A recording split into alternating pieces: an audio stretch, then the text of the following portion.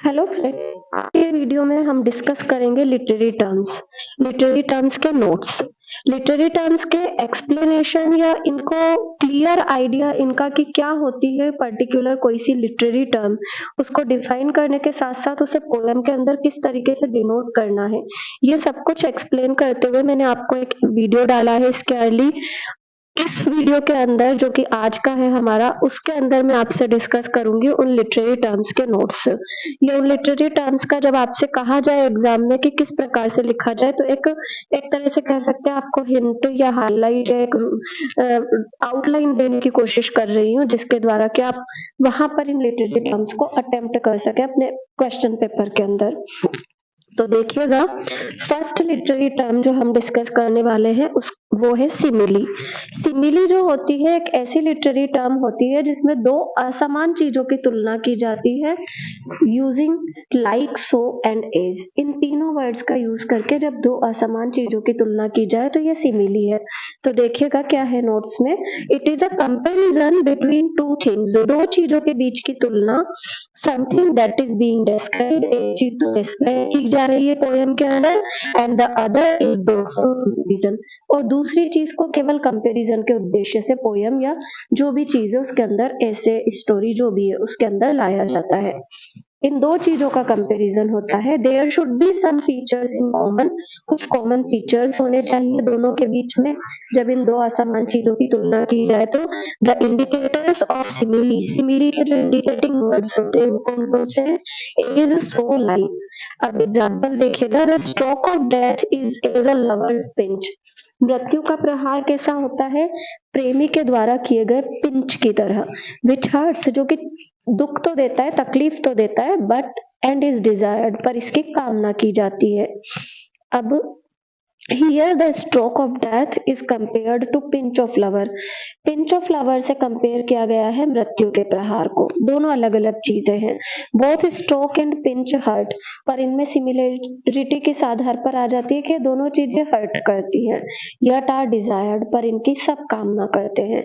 The connective is as, यहाँ पर connective क्या है, as. Next figure of speech है मेटाफोर।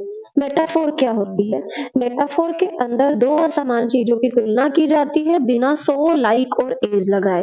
जैसे it is another form of comparison, एक और प्रकार का कंपैरिजन है where the subject of comparison, जहां पर कि जो कंपैरिजन का विषय है लूजेज इट्स ओन आइडेंटिटी, अपनी पहचान को खो देता है, एंड आइडेंटिफाइज, और खुद को आइडेंटिफाई करता है इटसेल्फ विद दैट, उस चीज से which is brought for comparison, जो चीज तुलना के लिए लाई जाती है।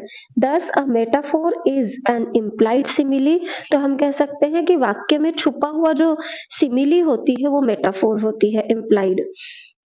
Wordsworth in one of his sonnet says, जैसा कि वर्ड्सवर्थ अपने एक सोनेट में इंग्लैंड के बारे में कहते हैं, she is foam of stagnant water, ठहरे हुए पानी के झाग से कंपेयर करते हैं।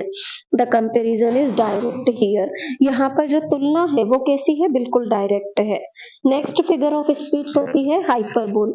हाइपरबोल, जबकि पोइट अपनी बात को बड़ा चढ़ा करके बोले, अपनी बात पर जोर देने के लिए जब पोइट बहुत ज्यादा बढ़ चढ़ करके बात करता है तो ये कंडीशन होती है हाइपरबोल। हाइपरबोल को देखिएगा आप, it makes an over statement. Hyperbole में क्या होता है, बढ़ चढ़ करके कमेंट किया जाता है, ओवर स्टेटमेंट। जैसे कि कथन देखिए, आई लव ऑफिलिया, ऑफिलिया से प्रेम करता हूँ। ये है हेमलेट के ड्रामा की लाइन।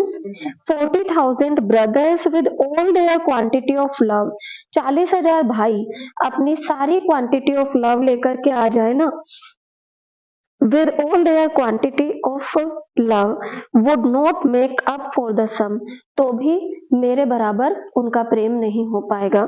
यहाँ पर क्वांटिटी ऑफ लव करिएगा, लव मिस हो गया है तो ध्यान रखिएगा। शेक्सपियर के हैमलेट की है ये लाइन्स, जहाँ पर कोट कह रहा है 40,000 का प्रेम भी मेरे प्रेम से अगर वजन किया जाए तो पीछे रह जाएगा। दिस इज मियर एग्जेजरेशन, ये केवल मात्र अतिशयोक्ति है, बढ़ करके कहना है। Why man if the rivers were dry, क्या हो गया भाई अगर नदियां सूख गई है। I am able to fill with tears, मैं तो आंसुओं से भर दूंगा। तो कोई इतना नहीं रोता कि आंसुओं से नदियां भर दे। नेक्स्ट फिगर ऑफ स्पीच जो है वो है पन। पन में ना word conveys more than one sense, जब एक ही शब्द के एक से अधिक अर्थ हो इट इज पन एविडेंटली, तो स्पष्ट रूप से पन है। इट्स इफेक्ट इज ल्यूडिक्रियस, ये काफी आकर्षक होता है।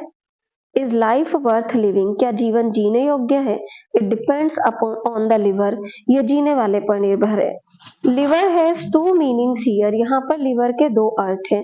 The person who lives his life, एक तो वो व्यक्ति जो कि अपना जीवन जीता है, and an organ of human body, दूसरा मानव शरीर का एक अंग। सी एन अनोदर एग्जाम्पल, उदाहरण देखिए।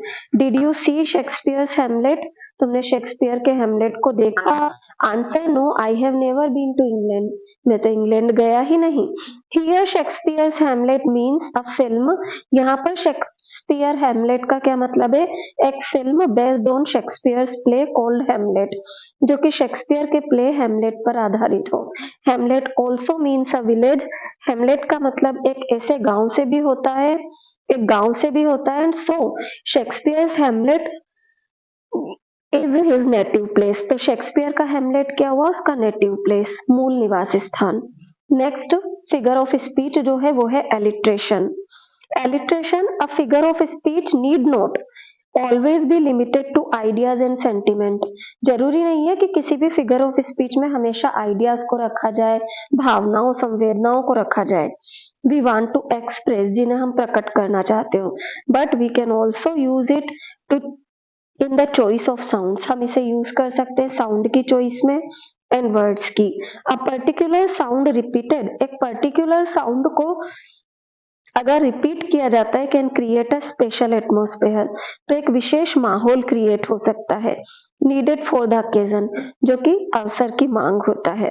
When to the sessions of sweet silent thoughts, ये जो लाइन है एग्जाम्पल में दे रखी है पोइट ने, इसमें ध्यान दीजिएगा। सेशन वर्ड, स्वीट, साइलेंट, तीनों वर्ड्स एस से शुरू हो रहे हैं, एस का साउंड क्रिएट कर रहे हैं, तो यहाँ पर क्या है, रेपिटिशन है।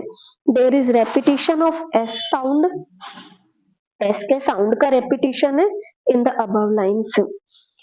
यहाँ पर आज का मैं अपना जो वीडियो है कंप्लीट कर रही हूँ। आप लोगों को इन 4-5 लिटरेरी टर्म के नोट्स से रिलेटेड कोई भी कंफ्यूजन हो तो प्लीज कमेंट बॉक्स में कमेंट डालिए। वीडियो अच्छा लगा हो तो मेरे वीडियो को लाइक, सब्सक्राइब और शेयर जरूर करें, और आगे के वीडियोस के लिए तैयार रहें और मेरे यूट्यूब चैनल से कनेक्टेड रहें। साथ ही साथ आपको एक बार फिर रिकमेंड करूंगी, मेरे अर्लियर वीडियो में मैंने लिटरेरी टर्म्स को एक्सप्लेन कर रखा है, प्लीज उन्हें जरूर सुने, उस वीडियो को जरूर सुने, ताकि आपको ये जो नोट्स हैं उन्हें पढ़ने में आसानी रहे। Thank you everyone.